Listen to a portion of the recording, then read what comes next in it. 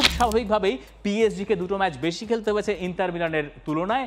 16টা match তারা খেলেছে এবং এই 16 ম্যাচের 10টায় তারা জিতেছে। অর্থাৎ যেমনটা আমরা শরীফুল হকের কাছ থেকেও দেখছি যে 10 ম্যাচ জিতেছে ইন্টার মিলান।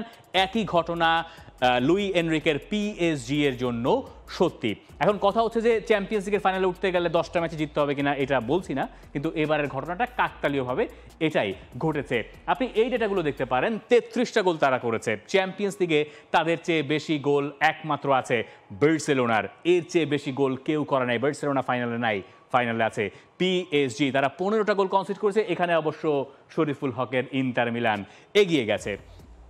ডিস্টেন্স কাভার্ড, এই জায়গায় একটা বিস্তর ফারাক আছে ইন্টার মিলানের তুলনায়, সেটা নিয়ে আমরা কথা বলবো। 59% বল পজিশন, আপনি এটাকে 60% বল পজিশন বলতে পারেন। লুই এনরিকের এই অবসেশনটা আছে, বল পজিশন তাকে রাখতেই হবে, যেটা আবার সিমোনে ইনজাগির ভেতরে নাই।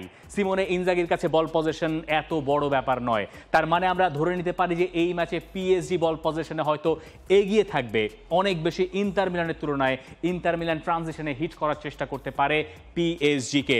সেভ 44টা, ক্লিন শিট আছে 6টা, অর্থাৎ এই ক্লিন শিটেও এগিয়ে আছে ও পাশে থাকা ইন্টার মিলান। যদি আপনি ওই কথাটা মানেন যে ডিফেন্স আপনাকে ট্রফি এনে দেয়, তাহলে সেই হিসেবে আপনাকে ইন্টার মিলানকে হয়তো এগিয়ে রাখতে হবে। কিন্তু বার্সেলোনার সঙ্গে ইন্টার মিলান যে পরিমাণ গোল কনসিড করেছে, এরপরে পিএসজির সঙ্গে তাদের ওই ব্যাপারটা খুব একটা বোধহয় কাজেও দিচ্ছে না। For more updates, subscribe to our YouTube channel and click on the bell icon. Follow us on Facebook and Instagram. Download T-Sports app to enjoy exciting games and highlights. Visit tsports.com.